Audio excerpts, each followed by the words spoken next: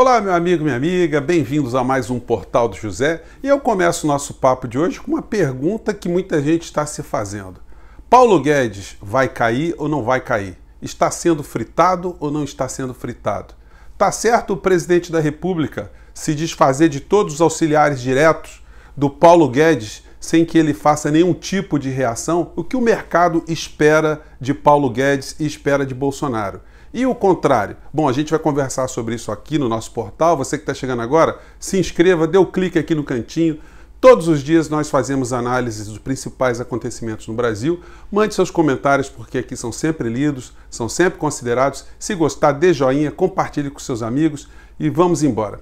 Gente, semana tumultuada no Brasil e isso já era esperado, porque um governo que não tem uma ideologia, não tem um propósito, não tem um projeto de nação, ele fica atuando no cotidiano para apagar pequenos incêndios, que no nosso caso aqui são grandes incêndios. Pessoas continuam a morrer no nosso país e o governo tem mostrado uma total incompetência e insensibilidade no trato dessa questão. Hoje eu acabei de ver nos jornais aqui que o governo ainda continua a colocar obstáculos em relação a contratos com a vacina da Pfizer, que está sendo aplicada em mais de 60 países no mundo, mas aqui no Brasil, com aquela história que o Bolsonaro não quer que os laboratórios fiquem isentos de algum efeito colateral, coisa que não está acontecendo em lugar nenhum, aquela história, né? Se amanhã você virar jacaré, o problema é seu, eu não vou falar um outro bicho para as pessoas não pegarem no meu pé.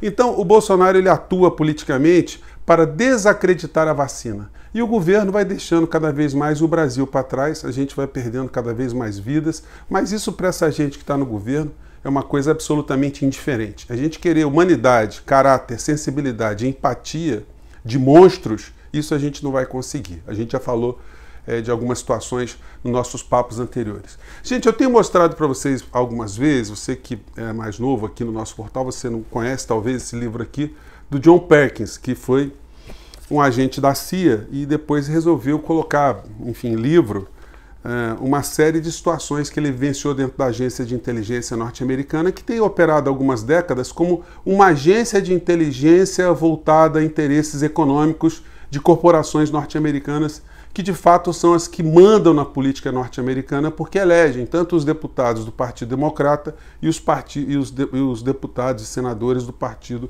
Republicano. Numa passagem do livro dele, que já foi escrito há mais de 10 anos, ele fala exatamente como agem as corporações internacionais, as agências internacionais, os estrategistas internacionais para abocanharem riquezas de países como o Brasil às custas do sacrifício de vidas humanas do povo, da miséria do povo. Diz ele aqui, nós, os assassinos econômicos, porque a divisão que tem lá dentro da CIA, que faz o tipo de trabalho de cooptação de personagens estratégicos nos países, se chama o setor dos assassinos econômicos. Eles trabalham ou trabalhamos de várias maneiras, mas nossa tarefa mais comum é identificar países com recursos que nossas corporações cobiçam. Para isso, seduzimos, subornamos e forçamos seus líderes a explorar o próprio povo e aceitar empréstimos que o país nunca poderá pagar, a privatizar bens nacionais, a legalizar a destruição de ambientes frágeis e, finalmente, a vender para as nossas corporações a preços de pechincha os recursos por elas cobiçados.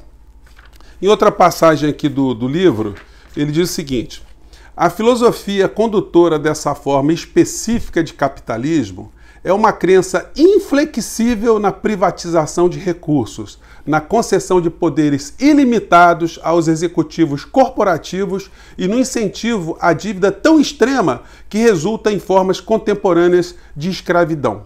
Para países ou pessoas, conforme ele está dizendo aqui. Bom, o que a gente vê nas corporações brasileiras que estão sendo privatizadas é a colocação de banqueiros em postos estratégicos, pessoas que vieram do mercado financeiro para atuarem. E o caso mais típico é do presidente demitido agora da Petrobras, o Carlos Castelo Branco, uma pessoa que sempre trafegou nesse ambiente, amigo do Paulo Guedes. Existe alguma possibilidade de Bolsonaro ficar com Guedes até o final? Existe. Mas isso não está ligado a nenhum elo de amizade, porque Paulo Guedes e Bolsonaro, eles não são amigos. Eles nunca tiveram uma convivência em ambiente nenhum Eles foram apresentados às vésperas das eleições de 2018. O Paulo Guedes tentou se acoplar em governos anteriores, inclusive no governo Dilma, ele tentou se colocar ali e não era uma coisa tão absurda, né? Porque nos governos anteriores se abriu a porta para liberais, como, por exemplo, o Henrique Meirelles. E no governo Dilma, o Joaquim Levy, que depois viria a trabalhar com Paulo Guedes e depois também foi demitido de uma forma humilhante. O Paulo Guedes, como todo lobo do mercado financeiro, não tem escrúpulos, não tem caráter, não trabalha com emoção. Esses caras são pragmáticos. Ele veio para o governo para ajudar no assalto do nosso país, como diz aqui o John Perkins. E à frente da Petrobras estávamos ali com o presidente que estava dando continuidade a esse processo todo. O Bolsonaro, porque está perdendo popularidade, ele se deu conta que a Petrobras estava sendo dirigida ou direcionada para outros interesses e não para os interesses nacionais, né? E isso parece estar incomodando Sua Excelência. Muita gente não gosta que eu coloque o cidadão aqui para falar. Eu vou até colocar menor aqui. Mas ele deu uma declaração hoje que desmoraliza o presidente da Petrobras. Gente, é humilhante. Ele chama o presidente da Petrobras, que ele está demitindo, de vagabundo. Ele não usa essa expressão, mas é só você prestar atenção no que ele está dizendo e ver se isso é forma de tratar uma pessoa que estava com ele até agora, né? Se você não viu, observe o tamanho da geringonça. O atual presidente da Petrobras, deixa bem claro isso aí, tá? Já que tem bastante gente ouvindo aqui, presta atenção, por favor. O atual presidente da Petrobras está 11 meses em casa, sem trabalhar, né? Trabalha de forma... 11 meses sem trabalhar. Quem fica sem trabalhar, o que quer? O que ele está ensinando? Vamos lá. Uma remota. Agora, o chefe tem que estar na frente. Bem como os seus diretores. Então isso para mim é inadmissível. Fiquei descobri isso há poucas semanas. Quer dizer, o último a saber, né? Ele descobriu isso há poucas semanas, esse tipo de acontecimento na empresa estratégica do Brasil. Imagine eu, presidente, em casa, no meio do Covid, ficando aqui o tempo todo aqui no Alvorada. Não justifica isso aí.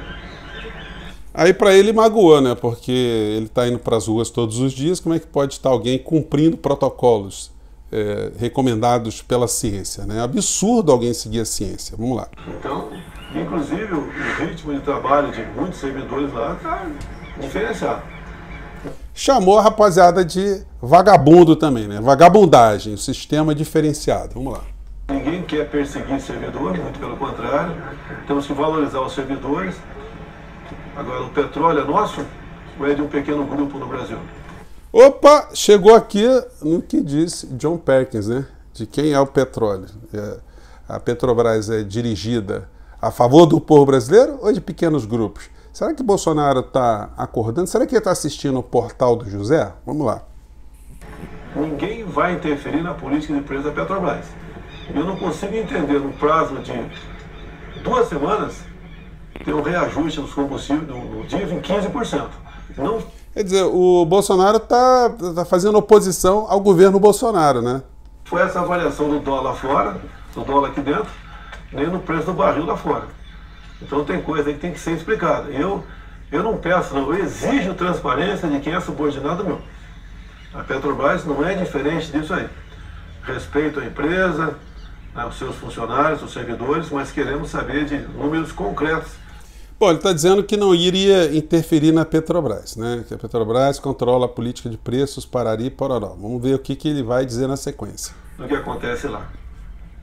Bem como a política salarial do presidente e seus diretores. Alguém sabe quanto ganha da Petrobras? Alguém tem ideia? Chuta bem alto aí. 50 mil. 50 mil por semana? É mais do que isso por semana. Então, tem coisa que não está certo. Não quero que ele ganhe 10 mil por mês também, não. Tem que ser uma pessoa qualificada. Tá? Mas não ter esse tipo de política salarial lá dentro.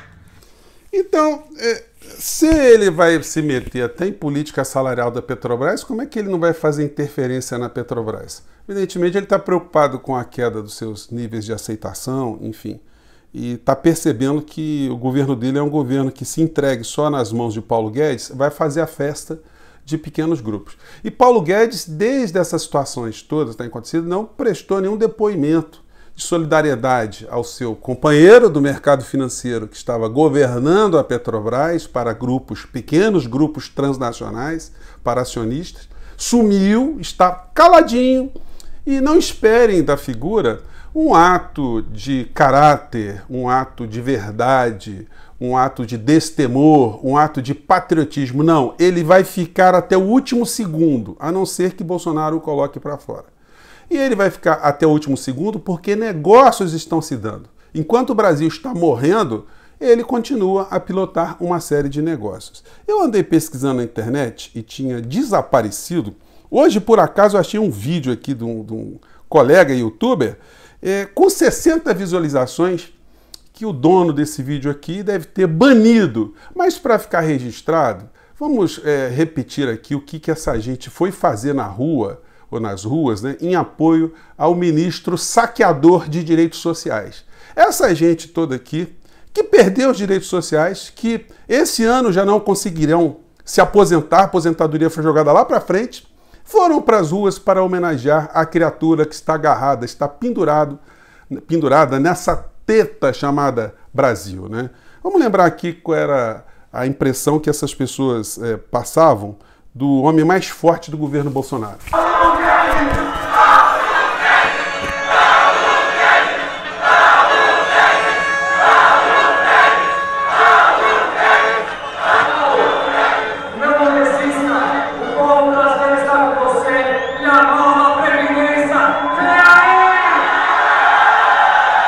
Meus amigos, eu quero dizer uma coisa para vocês que acreditaram em Paulo Guedes e que a reforma da Previdência vem aí.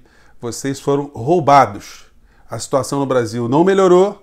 Vocês estão pagando mais gasolina, mais caro, energia elétrica mais caro, supermercado, todos os produtos mais caros. Não tivemos nenhum aceno para acabar o morticínio que está acontecendo no nosso país. Empresas quebraram, nossas indústrias estão ficando desnacionalizadas, o sistema financeiro continua a lucrar e você que foi para a rua gritar Paulo Guedes, pode botar um narizinho de palhaço porque foi nisso que você se transformou, com todo o respeito aos palhaços, né? O Paulo Guedes, eu vou colocar na capa uma charge do Amorim que tem muito a ver com isso tudo que está acontecendo, né? Agora nós estamos diante do Silêncio dos Inocentes, que era o nome de um filme, mas muito mais do que isso. Nós temos hoje o silêncio dos salafrários, o silêncio dos culpados, o silêncio dos lacaios. Gente, eu fico por aqui. Se você gostou, não esqueça de se inscrever, compartilhar e chame o povo para conhecer o Portal do José, porque nós estamos indo em frente. Até o próximo encontro. Tchau.